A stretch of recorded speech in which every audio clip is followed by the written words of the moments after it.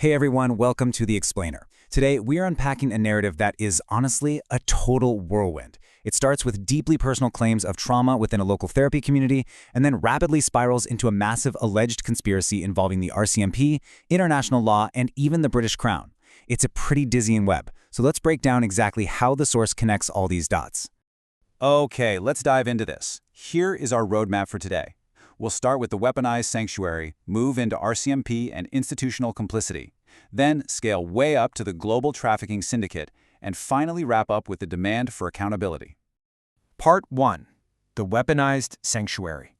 To really grasp the massive geopolitical claims we're going to hit later, we have to start at the micro level. The source gives us this really crucial quote. It's not a couple breaking down, it's organized crime. The speaker completely rejects the idea that this is just a stressful marriage falling apart. Instead, they reframe this highly personal crisis as a calculated systemic attack. They're insisting this is literal organized crime, run by bad actors hiding behind the mask of spiritual and psychological healing. Which brings us to this core concept, the weaponized sanctuary. The source describes these supposedly safe spaces, places you'd usually associate with therapists or spiritual healers, as highly dysfunctional ecosystems. The claim is that these environments are practically designed to attract open, vulnerable people, only to become traps for grooming and psychological abuse. The very safety of the sanctuary becomes the weapon used for exploitation. The inciting incident for all of this centers around the speaker's wife, Emily. And guys, the allegations here are incredibly severe. The source claims that while Emily was at a healing retreat to mourn the loss of their pets, she was drugged, ritualistically assaulted, and trafficked. He describes this as a highly organized trauma event that fundamentally altered her, ultimately dragging her into what he calls a cult. And the source gets super specific about where this is allegedly happening. He points to geographical nodes right in British Columbia, specifically Victoria, Salt Spring Island, and Nelson, as hubs for this alleged cult activity.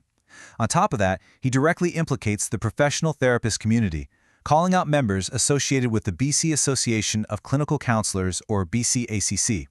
According to the speaker, this entire ecosystem was totally complicit in covering up Emily's abuse. Part 2. RCMP and institutional complicity. So how exactly does a local claim of abuse trigger a massive alleged cover-up involving cops and courts? Let's get into it. It starts with how the source views the family law system. He introduces this concept of the divorce industrial complex. From his perspective, his divorce proceedings weren't just standard administrative hurdles. They were a targeted weapon used to isolate and deplatform him so he couldn't expose the abuse. He calls this creating jurisdictional debt. It's basically the idea of burying someone in so much legal chaos that they just completely lose their voice and their ability to fight back. Let's move on and see how this builds step by step into a claim of widespread institutional complicity. First, the speaker asserts he reported the trafficking to the BCACC, but says he was entirely ignored. Then, things escalate. He describes facing a kangaroo court that slapped him with a restraining order without due process. And finally, the climax of this domestic phase, he claims law enforcement actively jumped in on the cover-up, leading to him being totally ostracized. This total distrust of Canadian institutions peaks with a really stark declaration. He literally says, "I consider RCMP an enemy combatant." He doesn't see the RCMP as a protective police force at all, but rather as a paramilitary group that actively provides cover for an international human trafficking cabal. The text even claims that the RCMP circled his home with sirens just to intimidate him when he tried to speak out about what happened to his wife.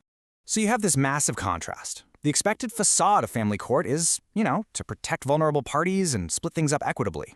But the source claims it's actually just a tool to silence whistleblowers and cover up organized crime. He alleges that powerful elites, some of whom he thinks were ticked off by his past environmental activism at Fairy Creek, are using the administrative process itself as a continuation of the abuse. Part 3. The global trafficking syndicate. Okay, we've reached the most expansive part of the text. How does this localized family dispute allegedly connect to the monarchy? This is where the narrative jumps right off the local map and goes completely global. The text explicitly links that micro-level BC therapist community to a massive, macro-level global human trafficking syndicate. And the kicker? He claims this syndicate is protected and even orchestrated by the British Crown. We are moving totally away from domestic family law and stepping into the dizzying realm of international geopolitical conspiracy. To really hammer home the staggering scope of these allegations, the source points fingers at some incredibly high-profile figures.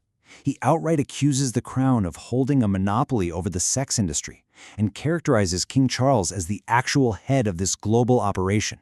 He also repeatedly points to Prince Andrew and Jeffrey Epstein as operational parallels, using their very public scandals as supposed proof that this exact kind of untouchable elite trafficking network is operating right now in the background of his own life. And this brilliantly illustrates the overarching motive the source assigns to the monarchy. Like, why would the Crown care about a local therapist community in British Columbia, right? Well, according to the speaker, it's all about subjugation. The source asserts that the Crown fosters and covers up these systemic abuses to maintain geopolitical control over its subjects. The idea is that they ensure obedience by actively destroying the fundamental building blocks of society, like marriage and the family unit. Part 4. The demand for accountability. So, having mapped out this massive escalating theory, what exactly does the source want to happen? The source lays out a very specific set of demands. Step 1 is deeply personal. He wants fundamental proof of life for Emily, stating that right now he literally doesn't even know if she's alive. Step 2 scales up to the national level. He plans to launch a constitutional charter challenge against Canada to expose these alleged abuses, and Step 3 goes international. If domestic avenues fail, he insists on escalating these claims all the way to the International Criminal Court. Beyond his own specific case, the speaker is demanding some massive systemic changes. He wants to completely dismantle the divorce industrial complex, enforce uncompromising oversight on the BCACC, and strip away the institutional protections that shield organizations like the RCMP. He's demanding transparency for what he views as their complicity in international crimes. I mean, think about what this implies for everyday institutional trust. It's a huge call to entirely rethink how much faith we put in the systems designed to protect us. We are going to wrap up this explainer today with a pretty powerful, lingering question, drawn straight from the text. Because regardless of the huge geopolitical leaps the source makes, the whole narrative begins with a really chilling premise about the spaces we trust the most. When sanctuaries are weaponized, and when healing communities operate without any guardrails, who protects the vulnerable from the healers? It's definitely something to think about.